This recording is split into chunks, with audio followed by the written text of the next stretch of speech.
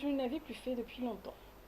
Je fais la version podcast tous les mois, en fin de mois, mais ça faisait un moment, je pense depuis le début de la chaîne, je l'ai fait quelques fois au début, et j'avais abandonné l'idée parce que bêtement, je me suis dit, oh, ça ne devrait pas intéresser les gens. Puis finalement, ça m'ennuie un peu parce que j'aime bien partager ce que j'aime voir, lire, regarder, entendre, etc. Et je me suis dit que je devrais peut-être recommencer des vidéos pour dire ce que j'avais vu comme film, comme série, ce que j'avais écouté comme CD, ou ce que j'étais allée voir comme expo, etc. Donc, au programme de cette vidéo, donc qui va être intitulée Je ne sais toujours pas, parce que je ne peux pas mettre dans le panier de Lisa puisque c'est le titre de mon émission de radio, mais qui serait au programme de Lisa. Voilà. Tiens, c'est pas bête. Au programme de Lisa, au programme culturel de Lisa, qui a eu ce mois-ci. Alors cet été, je dois avouer qu'on va parler de ciné-série et qu'on va parler de musique. On va commencer en musique, hein, voilà, comme ça c'est mieux. Alors, musique, première chose, j'ai tourné pratiquement tout l'été avec une chanson dans la tête. Ah oui, quand Lisa a des marottes, c'est une obsession, hein. Depuis que j'ai entendu As It Was de Harry Styles, et je vous mettrai en bas le lien pour aller voir sa vidéo, cette musique est entêtante. Elle m'obsède, hein. Littéralement, elle m'obsède. Donc j'ai écouté pratiquement tous les jours, très régulièrement, As It Was de Harry Styles. Alors c'est pas un artiste, c'est pas un chanteur, etc. J'ai pas d'album de lui, hein. Alors surtout pas du moment où il était en One Direction, même pas en rêve. Mais je dois avoir trois quatre titres de lui à titre individuel dans le MP3, dont le sublime Sign of the Times, qui est vraiment magnifique. Mais j'aime bien le garçon, c'est-à-dire que j'aime bien sa façon de jouer avec les genres. Alors je sais qu'on l'accuse aussi de jouer trop avec les genres, de s'amuser beaucoup avec ça, de surfer sur la vague pour avoir du succès, se faire remarquer. En tous les cas, qu'il le fasse volontairement ou à titre commercial, il porte très bien le vernis et il porte très bien la jupe. Voilà. Ah à un moment donné, il faut savoir ce qu'on veut, hein. Quand j'ai vu Brad Pitt en jupe, moi je dois avouer que Brad Pitt en jupe me fait de l'effet. Ah oui, on fait ce qu'on peut, hein. Voilà. Donc ça, c'est musique. Après, musique aussi, je dois avouer qu'il y a eu deux informations majeures cet été, enfin en fin de mois d'août là. La première, c'est que comme je l'avais déjà annoncé sur un podcast, je crois, et aussi en live, ça sentait bon pour Arctic Monkeys parce que Arctic Monkeys ne tourne jamais sans avoir un album soit à défendre, enfin généralement à défendre. Là, ils m'ont étonné. Ils n'ont pas sorti l'album au mois d'avril-mai comme ils le font d'habitude. Ils tournaient, donc ils ont fait tous les festivals depuis le 2-3 août. Donc ils ont fait la Turquie, la Hongrie, etc. Ils sont allés à Rock en Seine. Bibi était. Je suis montée que pour trois groupes. Inhaler, Fontaine DC et Arctic Monkeys. Moi quand j'y vais comme ça. Donc Arctic Monkeys sur scène. Alors des fois Alex est un peu Turner. Alex est un peu spécial, hein, sur scène. Mais ils ont fait leur set, ils ont changé leur set list. Ils sont efficaces sur scène, il n'y a aucun problème. Et ils ont fait la surprise, puisque la veille avait été divulgué le fait qu'ils sortaient un album le 21 octobre qui s'appelle The Car. Donc, nouvel album d'Arctic Monkeys, et ils ont sorti une chanson. Voilà. Ah, voilà, alors la bête va voir Arctic Monkeys en se disant il n'y a pas d'album. Nouvelle chanson. J'ai autoventilé 10 minutes, hein, enfin une heure après. Voilà, donc franchement, je vous en reparlerai, parce que quand il va sortir, je vais l'acheter. Autre chose que je vais acheter automatiquement, c'est le livre qui sort des genres de mémoire de Graham Coxon de Blur, qui sort aussi en octobre. Donc je l'ai précommandé parce que oui, je suis une nouille intergalactique, hein. J'ai déjà précommandé Arctic Monkeys et Graham Coxon. Quand on aime, on compte pas. Enfin si, mon banquier il aime pas trop quand je fais ça, mais bon, hein, je fais ce que je peux. Et aussi, groupe donc, que je viens de citer, de Blur, donc, il y a une rumeur qui est partie d'un article de The Sun, alors qu'il y a un journal poubelle, hein, c'est trash, hein, enfin The Sun, c'est à côté, les magazines gossip français, c'est de la grande littérature, hein, The Sun. Hein. Il y avait un petit article, alors évidemment la journaliste a rien compris, elle s'est trompée d'album, de numéro, enfin d'ordre chronologique dans les albums, enfin on voyait bien qu'elle maîtrisait pas du tout le sujet, mais l'information à retenir était que il y avait des rumeurs comme quoi les 4 membres de Blur s'étaient mis d'accord pour faire, pour célébrer les 30 ans de sortie de leur troisième album, donc Park Life, qui est sorti en 1994. Vous me suivez ou vous ne suivez pas? 30 ans, 94, 2024. Oui, c'est dans un an et demi, mais je queen quand même, voilà. Et l'info, c'était qu'ils allaient faire un concert pour les 30 ans dans de Park Life à Wembley. Le truc, 80 000 personnes.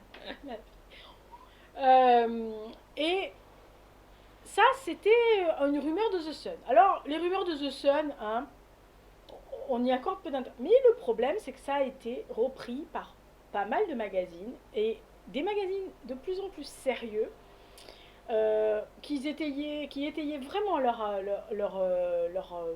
encart, avec des propos tirés d'interviews de l'un et de l'autre. Alors, il y a eu le Big Festival que Alex James fait dans sa ferme, où Dave Rowntree, qui est le batteur de Blur, a sorti un album solo. Là, il y a Graham Coxon qui s'agite pour certaines choses. Voilà, notre ami Damon ayant fini toutes ses activités Gorillaz, opéra, solo, collaboration, etc. Peut-être qu'en 2023 il va un peu se poser, style oh, je vais me calmer quand même 2 minutes, hein, enfin 2 jours. Et qui va se dire ah ça va pas bête 2024, ça me laisse un an et demi, presque 2 ans, voilà. Donc les deux nouvelles, ça serait que éventuellement Blur se remettre sur scène. Alors c'est pas, j'aime pas le mot reformer parce ils se sont jamais séparés. Hein. Ils se sont mis en pause parce que c'est ce qu'ils ont dit après The Magic Whip en 2012. Mais 2015-2012, entre 2012 et 2015 ils se sont mis en pause. En fait, en gros après 2015 ils se sont mis en pause en disant bon voilà, hein, on fait une pause. Mais ils se sont jamais séparés. Et marquer réunification de Blur, c'est complètement con. En fait, c'est un truc vendeur. Hein. Voir la reformation de Blur, c'est voilà, c'est un peu comme si demain vous me dites la reformation. À l'époque, ils n'arrêtaient pas de dire la reformation des Beatles, quoi. Voilà, c'est le truc vendeur qui fait accrocher tout le monde. Mais je dois avouer qu'un concert pour fêter les 30 ans de Park Life à Wembley, ça aurait de la gueule. Et évidemment, votre envoyé spécial serait là. Pas présente. Enfin, en mode hystérique. Voilà. Mais je serai présente. Ah, les stories à Wembley. Je les vois, moi, d'ici. Avec tous les bluriens autour de moi qui sont en train de faire les fous. Ah, le bonheur. Bon, bref, voilà. Donc ça, c'est musique. C'est les informations que j'ai. Je dois avouer que côté musique française, voilà, il y a le Benjamin Biolay que j'ai écouté qui est pas mal. Il y a deux trois petits jeunes là que j'entends. J'arrive pas à retenir leur nom parce que moi, la jeune génération, j'ai du mal. Mais il y en a deux ou trois dont j'ai écouté les chansons et que j'ai bien aimé, donc j'essaye de me renseigner pour savoir ce qui c'est. Qui écrivent pas trop mal. Bon, après, c'est pas de la grande littérature, ni de poésie, ni de grande musique, hein, ça va pas marquer les esprits, mais ça s'écoute. Voilà. Donc, ça, c'était la partie musique. Alors, on va partir à la partie ciné que j'ai vu cet été. Alors, j'en ai vu quand même pas mal de ciné cet été. J'ai toujours mon petit agenda sur moi, vous le savez. Mais je dois avouer que il n'y avait pas grande chose à sortir côté surtout film. Alors, film, j'en ai vu des bien pourris, hein. Ça c'est fait. Je vous laisse aller sur le podcast pour écouter les pourris. Parmi les pourris, c'est le cas de le dire, pourri gâté et mystère à Saint-Tropez, deux daubes. Même si pourri gâté est moins daubique, ça existe daubique, enfin en tous les cas moins mauvais que Mystère à Saint-Tropez qui n'est sauvé que par une ou deux scènes, vraiment, hein, une ou deux scènes avec Gérard Depardieu et Poulvord. Voilà. Mais vraiment une ou deux, quand je dis une ou deux sur l'ensemble du film, hein. Le reste, c'est... Voilà, pour y gâter, pareil, même combat. Il y a deux, trois scènes à sauver, mais ni drôle, ni révolutionnaire, ni intéressant. Donc on va parler des séries. Mais non, parce qu'on a d'autres films. Alors, il y a un film que j'ai vu qui s'appelle Grey Man. Alors on en parle partout de Grey Man parce que il y a Chris Evans et Ryan Gosling dedans. C'est un espion, un tueur à gages de la CIA, d'une antenne un peu top secrète de la CIA, qui est là pour dégommer des gens. C'est un tueur à gages. Et un jour, on lui demande de dégommer quelqu'un qui se révèle être un ancien dégommeur qui avait pris plus ou moins sa retraite. Et donc, il va lui filer une clé USB. Et là, il va se poser des questions, le dégommeur, en se disant ah, c'est bizarre quand même, il y a quelque chose qui ne va pas. Et il va se retrouver avec un autre tueur, un psychopathe, faut dire, qui est joué par Chris Evans, qui joue dans la caricature. Alors, surtout, voyez-le en anglais, en VO, parce qu'en français, je suis allée tâter la version française. Qu'est-ce qu'elle est nulle, la version française, c'est une catastrophe. C'est mal traduit, enfin, c'est pas mal. Ouais, les blagues tombent à plat, alors qu'en anglais, c'est pas trop mauvais comme humour. Alors, si vous aimez les bastons, si vous aimez les explosions, si vous aimez les carambolages, si vous aimez les cascades improbables, quelquefois, qui sont complètement... C'est impossible qu'ils sortent vivants de ce truc-là, mais il s'en sort quand même. Sachant qu'il y a une partie de la scène de fin qui est tournée au château de Chantilly, donc c'est pas dégueulasse non plus. Si vous aimez ce genre de truc bien épaisse, bien brut, vous pouvez aller voir The Grey Man. C'est pas mal, c'est bon, ça sortira pas, ça révolutionnera ni le genre de film boum boum, plaf plaf, plouf plouf, mais ça se voit. Voilà. Ryan Gosling est égal à lui-même, hein. Voilà, il est à la fois charismatique de dos et charismatique de devant. Moi, je suis pas une grande fan de Ryan Gosling, mais voilà, il a un truc, ce type, ça c'est indéniable. Il arrive dans la même scène à être à la fois complètement opaque et complètement charismatique, ce qui est quand même un truc. Chris Evans s'amuse beaucoup hein, dans son rôle, je pense qu'il s'est beaucoup amusé, dans son rôle de gros macho, gros con, gros bas du front. Alors il blague à fond le gars. Hein. Voilà, en plus il est affublé d'une moustache qui ne l'avantage absolument pas. Dommage parce que c'est un fort joli garçon, mais il est bas de plafond. Et il joue bien le gros con. Je peux pas faire mieux, hein. Voilà. Et autre film que j'ai vu donc sur c'est Netflix, ça s'appelle Ulster. Ulster, c'est je crois en français le haut du panier.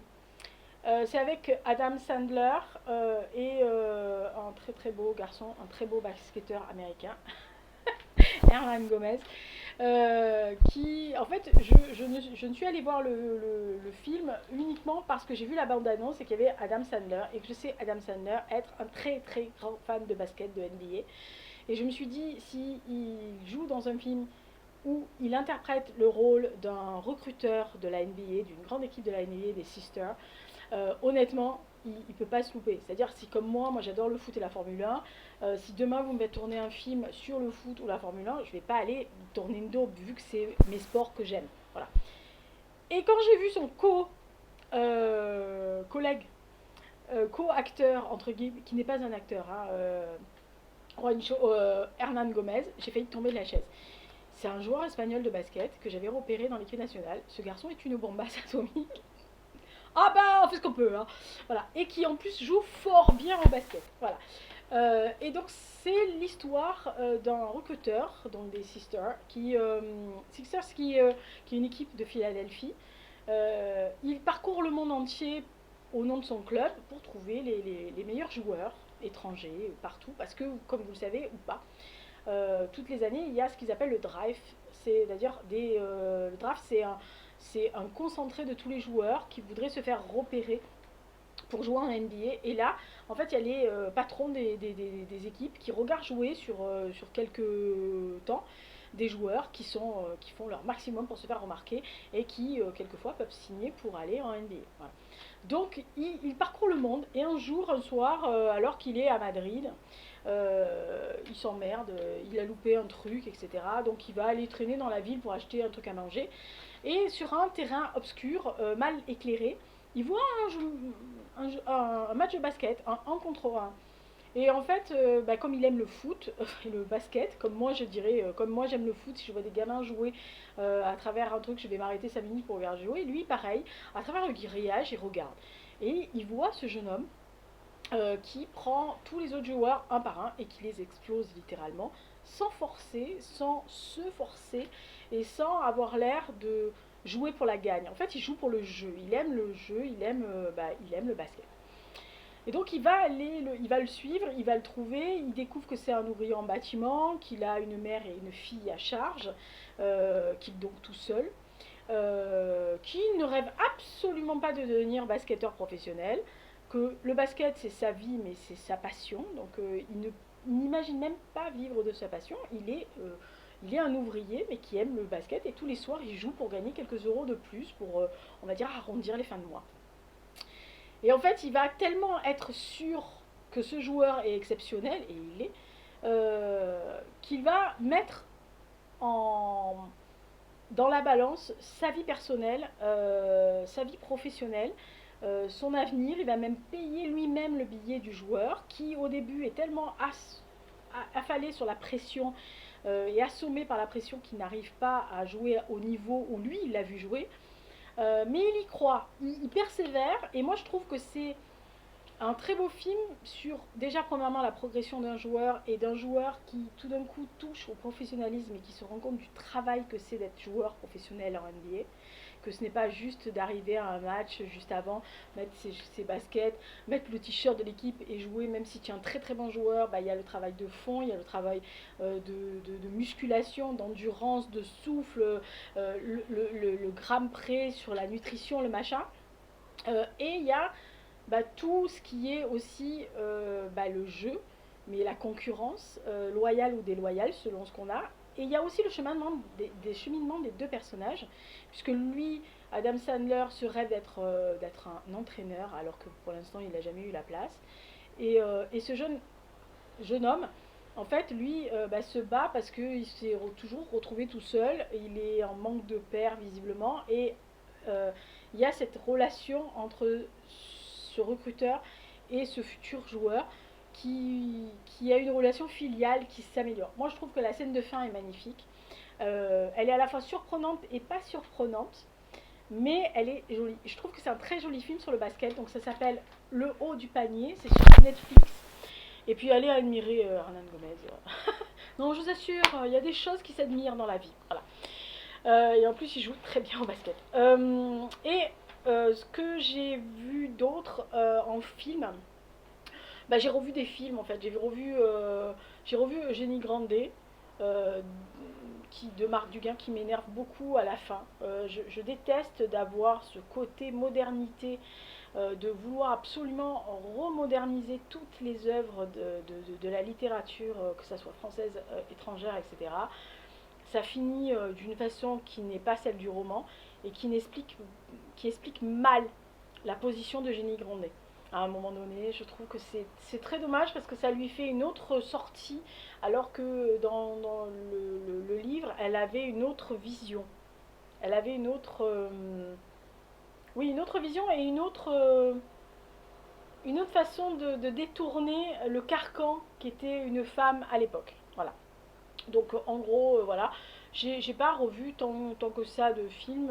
J'ai plutôt vu des séries en fait au mois d'août parce que voilà, je suis un peu omnubilée. Alors je voulais juste préciser qu'au mois de juillet, j'ai vu deux séries vraiment qui m'ont marqué, les autres on s'en fout.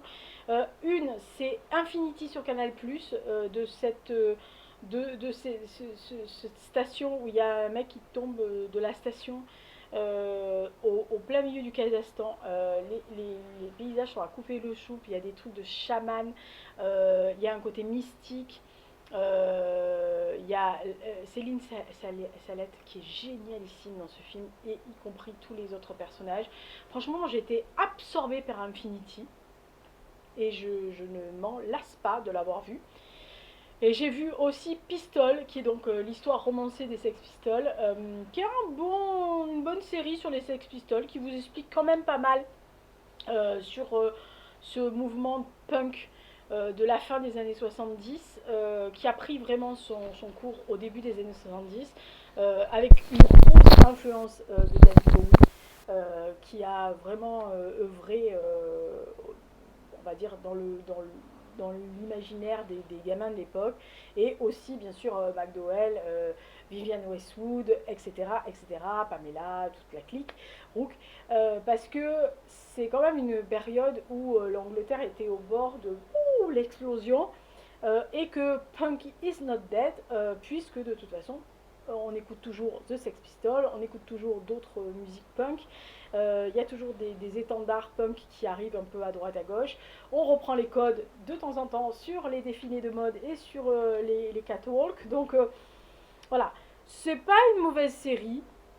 Le jeune acteur qui joue le rôle principal, franchement, il se débrouille vachement bien. C'est un peu casse-gueule, mais voilà, il y a des choses à redire dans la série, mais en gros, j'ai pas trouvé à lui cracher dessus, alors que j'ai vu qu'il y avait pas mal de gens qui crachaient dessus. Alors, ils font les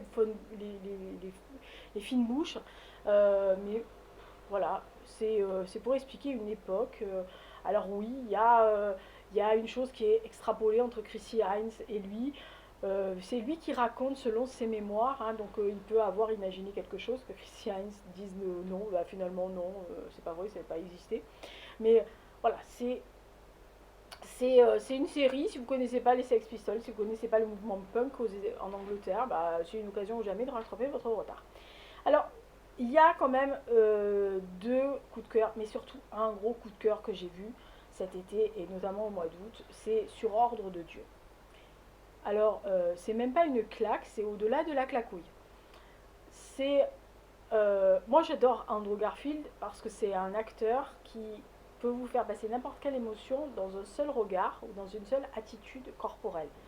Ce type est capable de me faire pleurer sur une seule scène. Il est impressionnant à ce niveau-là. Moi, j'avais adoré, et alors il y a un film pour ça qui est sublimissime, qui est The Boy A, et qui est donc Boy A en français, qui est l'histoire d'une réinsertion d'un jeune qui a commis l'irréparable en Angleterre. Alors ça a été calqué sur les meurtres d'enfants qui avaient eu lieu à Liverpool par des adolescents. Sa réinsertion, il a payé le tribut que la société lui a imposé. Il ressort, c'est un jeune homme, sous une autre identité.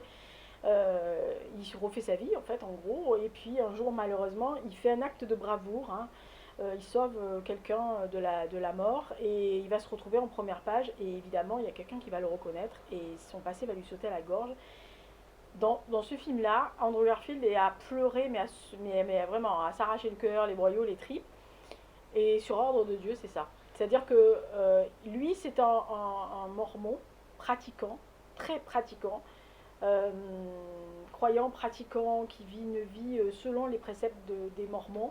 Euh, il, est, euh, il est tranquille dans sa vie, dans son état de l'Utah, avec sa femme, avec sa fille.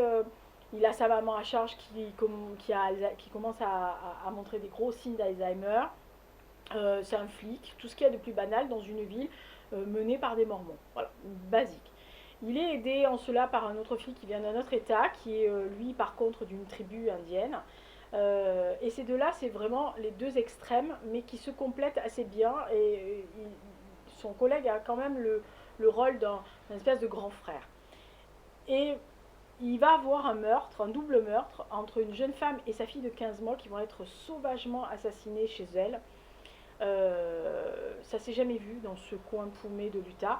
Et donc ils vont commencer à enquêter, surtout que la jeune femme était mariée à un des fils d'une famille qui est chroniqué dans la série comme étant l'équivalent des Kennedy chez les Mormons. Et là, l'enquête va partir au début une histoire de famille, mais il y a des flashbacks qui expliquent comment les Mormons sont arrivés, comment ils se sont installés, quelle est cette doctrine, d'où ça vient, comment ça a été créé, quelles dérivées ça a eu. et comment en fait ils sont arrivés à faire cette espèce d'église fondamentaliste euh, que certains attribuent à une secte. Euh, et avec les flashbacks, ça explique l'histoire de cette famille vraiment, on va dire, créatrice des Mormons. Et euh, Jeb, lui, il se retrouve tiraillé entre l'enquête où il trouve des ramifications et qui voit ce qui est arrivé et il y a quelque chose qui ne va pas, et sa foi à lui. Et plus il avance, et plus il perd, entre guillemets, son chemin de croyant. De plus en plus, il trouve qu'il y a quelque chose qui foire dans cette histoire, il y a quelque chose de pourri au royaume des Mormons. Euh, Si j'avais à résumer très grossièrement, ça serait un trou détective chez les Mormons, mais vraiment, vraiment, alors si j'avais à résumer très grossièrement, les images sont sublimes, les dialogues sont bien foutus, les relations entre les personnages sont suffisamment bien pourritos et rotors, ou clairement limpides.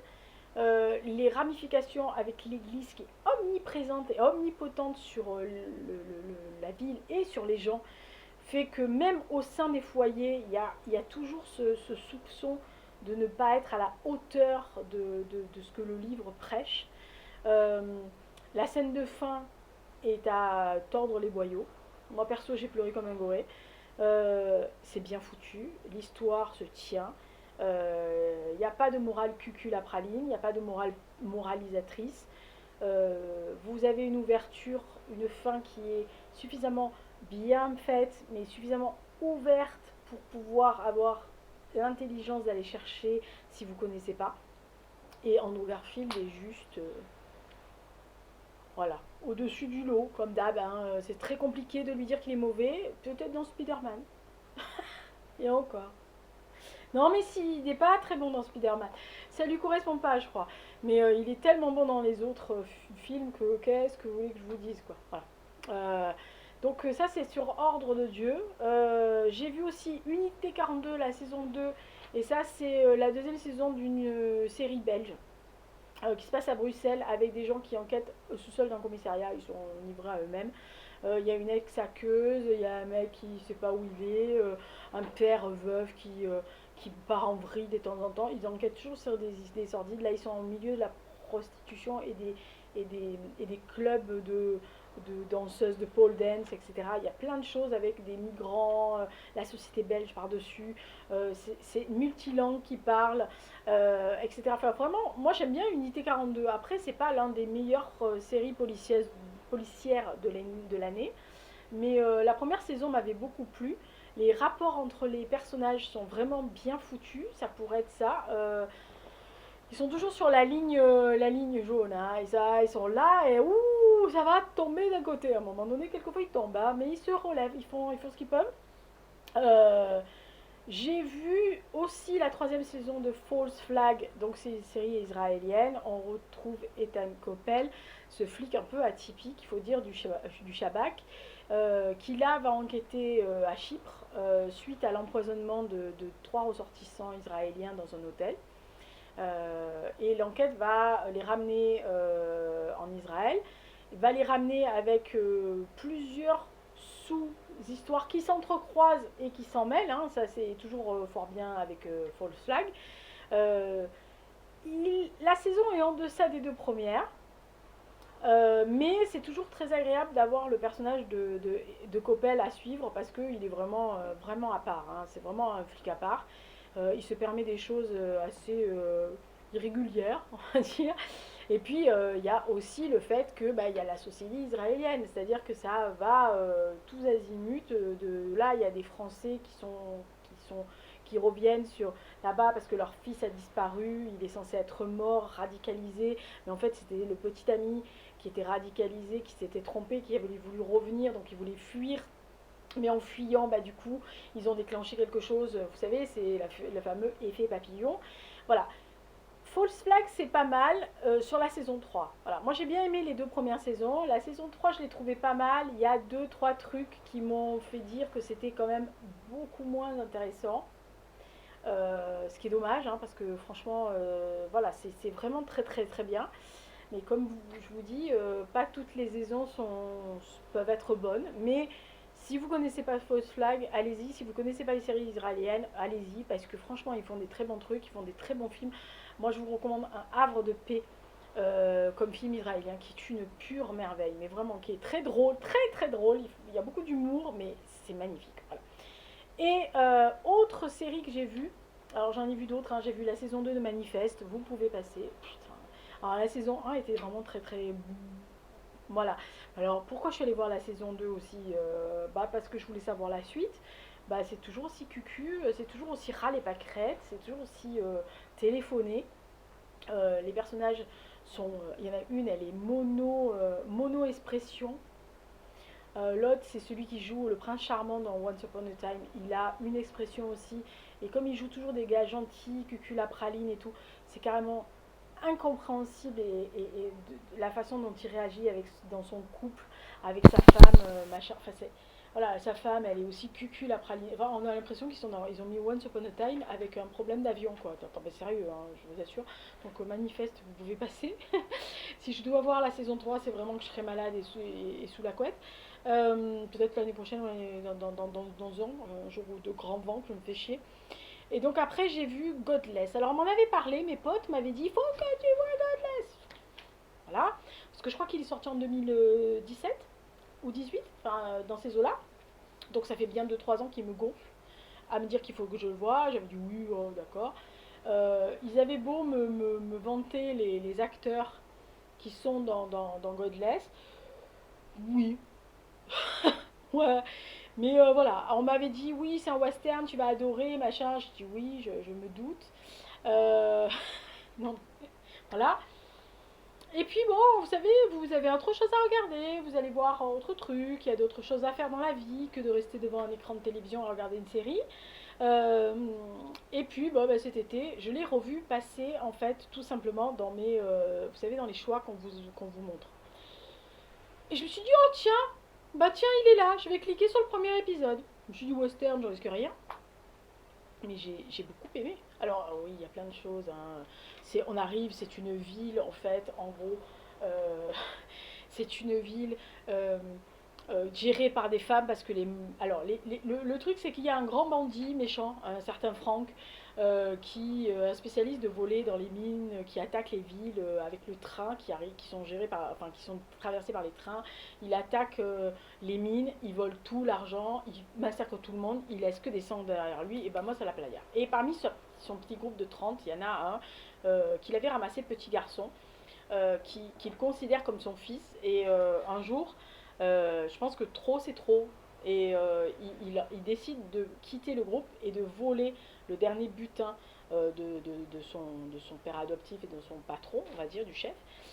C'est un fin tireur, il en dégomme pas mal, il dégomme le bras du chef, donc tout le monde s'en va, et lui il fuit, et il atterrit dans une petite ville minière qui s'appelle La Belle, qui est au Nouveau-Mexique, si je ne m'abuse, et dont la mine ne tourne plus parce que quelques temps auparavant, il y a eu un coup de grisou et tous les hommes qui étaient descendus de la mine, donc presque 80 personnes, sont tous morts.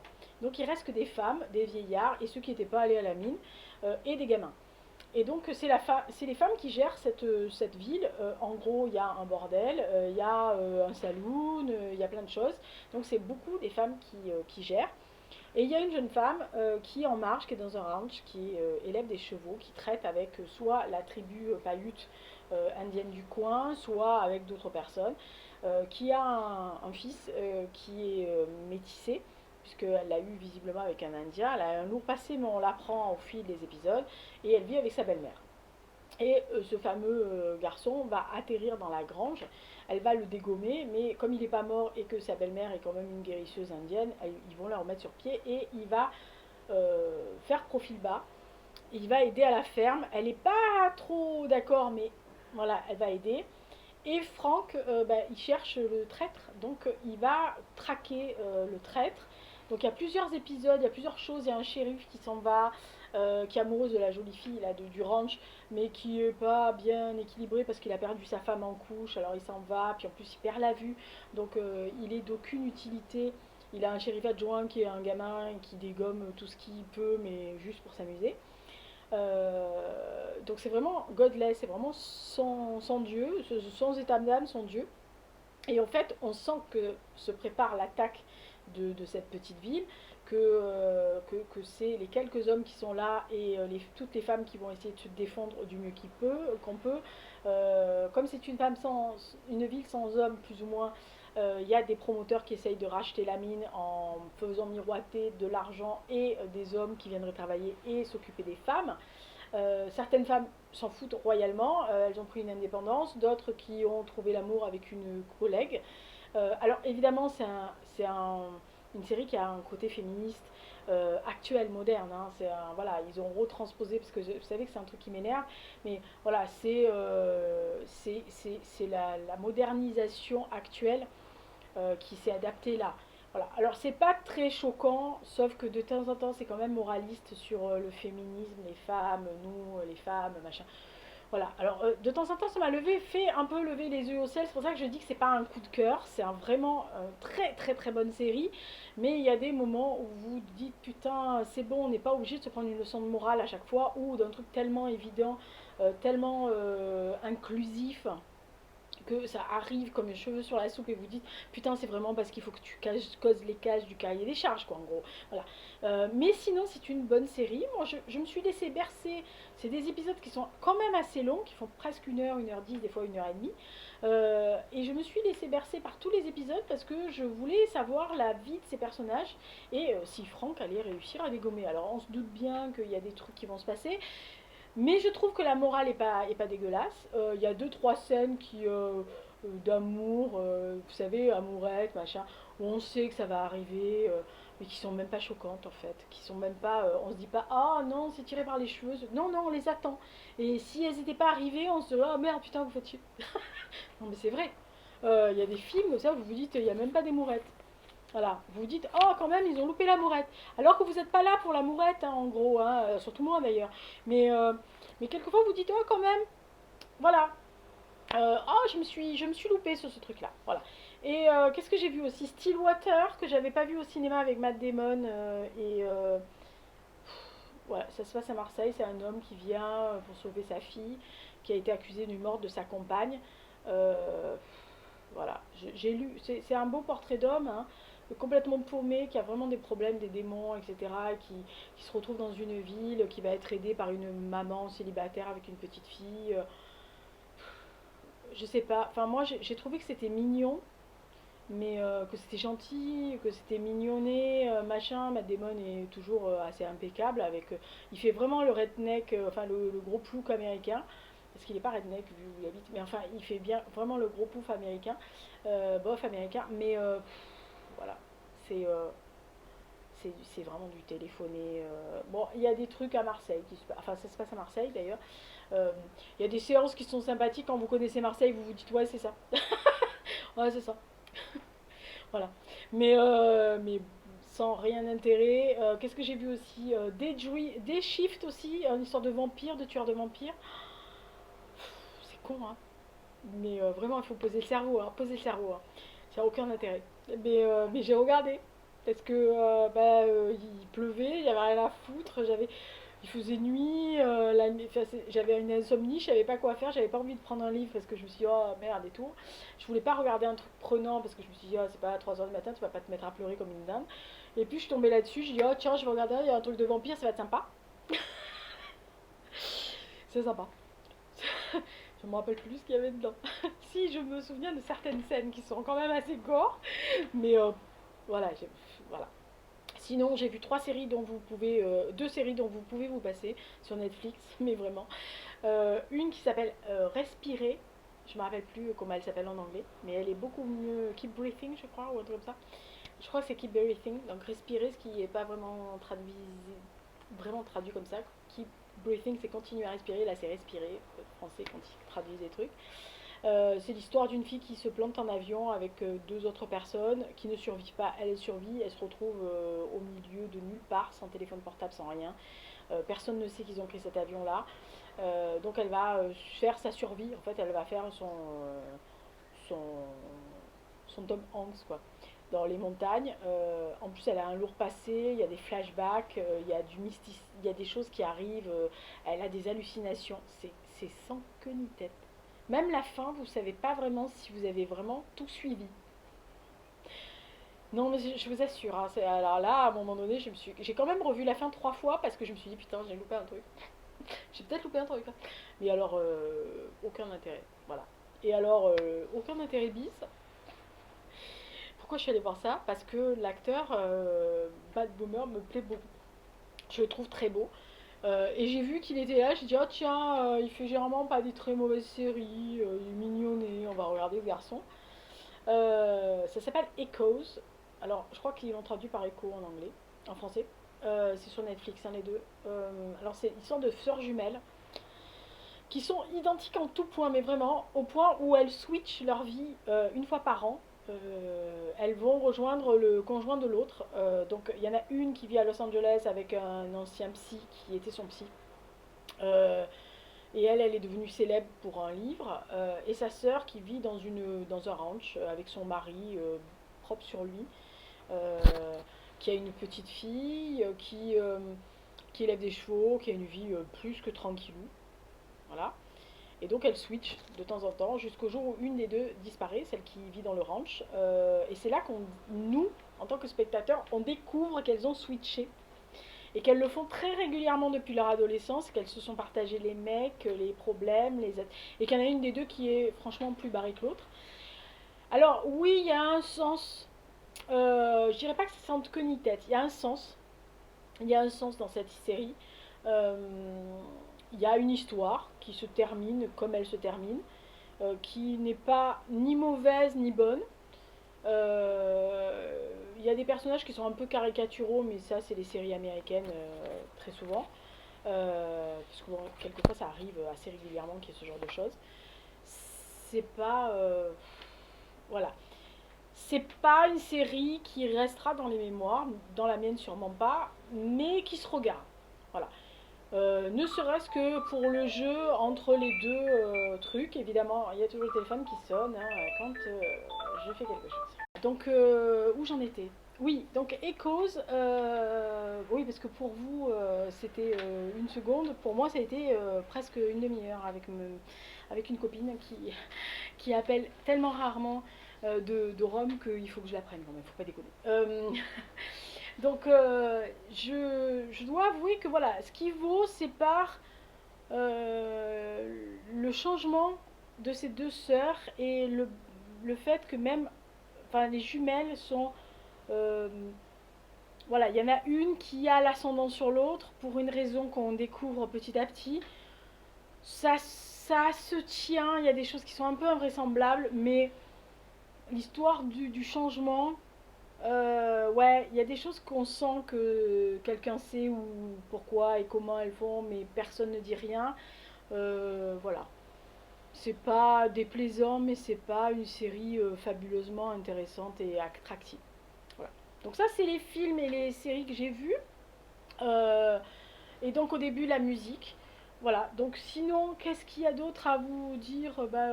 J'ai pas vu d'expo cet été, enfin à part des expos dans mon coin tout pourri, donc je peux pas vous dire parce que les artistes vous les connaissez pas. Normalement, d'ici la fin du mois de septembre, je dois aller voir avec mes meilleurs amis l'expo sur la grotte Cosquet au Mucem. Enfin à la Villa Méditerranée pour être plus précise. Donc bah, je ferai peut-être un rapport le mois prochain sur l'expo de la grotte Cosquet en vous mettant peut-être des images si j'arrive à si je peux. Il paraît qu'on peut pas filmer, mais je vous montrerai des photos officielles, on aura le droit. Oui, c'est interdit de filmer et c'est normal, hein, parce que sinon tout le monde diffuse tout. Sinon, bah, d'ici là, portez-vous bien, faites attention à vous. J'espère que ce format-là de visu, etc. est sympa. Moi, je le fais sur le podcast tous les mois, mais je le développe pour chaque chose que j'ai vue. Donc là, pour le premier, j'ai mis un peu ce que j'ai vu cet été, mais sachez que pour les prochaines fois, il y aura vraiment mes coups de cœur. Voilà, il n'y aura pas les coups de gueule, je ne vais pas vous détailler les choses que j'ai pas aimées, je vous citerai peut-être les choses que j'ai vraiment vues et que j'ai pas aimé, style, voilà, j'ai vu ça, ça, ça, ça, on laissait tomber, enfin, pour moi, parce que comme je le fais sur le podcast, il ne faut pas que ça fasse doublon non plus, pour ceux qui me suivent, et ceux qui me suivent qu'ici, comme ça au moins, ils auront plus ou moins ce que je vois et ce que je fais en dehors des livres et de l'écriture et de la radio et de YouTube. Parce que bah, très souvent j'ai des questions sur ça et on me dit ah mais je sais que tu fais plein de trucs mais pourquoi tu nous le montres pas. Ah bah je vous le montre. Voilà, alors j'espère que ça vous a plu. D'ici là, portez-vous bien, faites attention à vous. Regardez s'il y a des films et des séries que vous avez vus récemment. Indiquez-moi les dans la barre d'infos, enfin dans les commentaires. J'en ai vu quand même pas mal. Des fois, on me parle de films ou de séries qui sont de retour sur Prime, Netflix, etc., que j'ai vu depuis un moment. Sachez que j'ai Netflix, Prime et que comme j'ai Canal Plus et j'attends la nouvelle série. J'enregistre un peu avant parce qu'elle arrive, elle arrive le 5, moi j'enregistre la veille, hein. Donc j'enregistre le 4 septembre, vous la verrez, je sais pas quand, c'était truc, mais je l'enregistre le 4 septembre, sinon après ça faisait trop loin dans le machin. Euh, J'attends la nouvelle saison de La Guerre des Mondes, que j'adore. Alors j'aime Wells, vous le savez, mais j'aime beaucoup la série de Canal. Donc j'ai Canal, et comme j'ai Canal, que je suis une fidèle abonnée depuis des années, j'ai Disney+. Voilà. Donc vous savez les chaînes que je peux regarder. Je ne suis pas une maboule de regarder tous les jours des séries, machin. Je lis beaucoup, j'écris, je fais plein de choses. Mais quand je regarde une série, je regarde une série et j'ai mon calendrier. C'est-à-dire que moi le soir, généralement, je regarde 2 épisodes ou un selon la durée des épisodes. Je regarde au moins une série le soir ou 2 épisodes parce que j'aime bien, en fait, j'aime préparer à dîner, enfin dîner en regardant une série. Voilà, quand j'étais petite, c'était western, maintenant c'est ça. Voilà, donc généralement quand je mange, je prends le temps de manger parce que je suis quelqu'un, je mange pas énormément. Enfin, c'est pas parce que je suis boulette que je mange énormément, mais je veux dire, je mange lentement. Voilà, je fais attention, je gobe pas. Et donc le temps d'un épisode, qui généralement est 30-40 minutes, ça me permet de faire un repas. Et s'il y a 2 épisodes, bah, ça me fait le repas, généralement la compote ou le fruit. Ça me permet de prendre un thé, de digérer tranquillo, machin. Voilà. Donc c'est mon petit rituel du soir, quelle que soit l'heure à laquelle je mange, parce que bah, comme ça, je fais ça. Je sais que pendant que je mange, je regarde tranquillement et je regarde, j'observe, mais je mange aussi lentement, puisqu'en fait, je suis avec le film, donc je ne peux pas aller plus vite que le film, et je me suis imposé ça, et du coup, je m'aperçois que je mange beaucoup plus lentement et beaucoup plus tranquillement que quand je mangeais avec la radio ou que je mangeais sans fond sonore, où je mangeais très vite pour pouvoir faire autre chose. Voilà, là maintenant je fais quelque chose, je me pose et bah, du coup, si c'est 45 minutes, il est hors de question que j'aille faire la vaisselle en plein milieu, je ne coupe pas un épisode. Hein. Moi je suis pas le style, je mets pause, je reviens. Hein. Non, non, non, moi comme au cinéma, vous savez, je suis pas le style à sortir voir aller faire pipi. Hein. Je regarde le film et je bouge plus. Voilà, donc je me prends du temps pour apprécier mes séries, mes films. Et c'est pareil pour un film, si j'enclenche un film d'1h45, je reste 1h45 et j'ai mon plateau avec tout ce qu'il me faut et je prends le temps de manger. Voilà. Bah, comme ça, vous savez à peu près ce que je fais pour pouvoir regarder autant de séries et de films et lire, etc. J'ai une organisation en cordeau. Voilà. Mais ça aide, ça aide. Bon, des fois, c'est un peu le bordel, l'organisation. Faut quand même le dire. Ça foire un peu. Mais c'est pas mal. Allez, j'espère que ce nouveau format vous a plu. Donc, bah, le mois prochain, il y aura un nouveau débriefing de ce que j'aurai vu au mois de septembre. Donc, normalement, je devrais caser cette vidéo dans les premiers jours d'octobre de chaque mois pour que vous puissiez avoir vraiment le mois et que je fasse pas ça. Ou si vous me dites, oh, c'est chiant, plutôt tous les 2 mois, bah, je ferai ça tous les 2 mois. Voilà. Mais après ma mémoire, bah, dis, hein. Ou alors je fais des épisodes. Non, mais je suis pas capable de faire ça. Enfin, moi, après les montages, ça me gonfle. Vous savez, je fais pas de montage. Moi, je fais brut. Donc, même là, le truc, il y aura pas de raccord. Hein. Même si je fais un E, ah merde, ouais, il y a le téléphone. Ah merde, j'ai pas appuyé sur le bouton. Je fais pas de rapport, je fais pas de montage. Je coupe pas. Les seuls montages que je ferai, peut-être, vraiment, peut-être, ça sera quand je ferai les vlogmas au mois de décembre. Et encore, je suis pas sûre que je fasse des montages. Donc ça sera peut-être des rushs comme ça, assemblés les uns avec les autres, avec peut-être une liaison style rigolote ou une image d'un sapin de Noël pour vous faire la liaison. Mais vous savez que moi les montages, arriver au cordeau, machin, faire des retours, couper les E, les A, les U, les machins, ça me gave. Personnellement si je fais ça, je fais plus de vidéos, donc ne me souhaitez pas le faire. Sauf si vous voulez plus me voir. Vous voulez plus me voir? Mince alors. Bon bah tant pis, je m'en vais alors. Au revoir.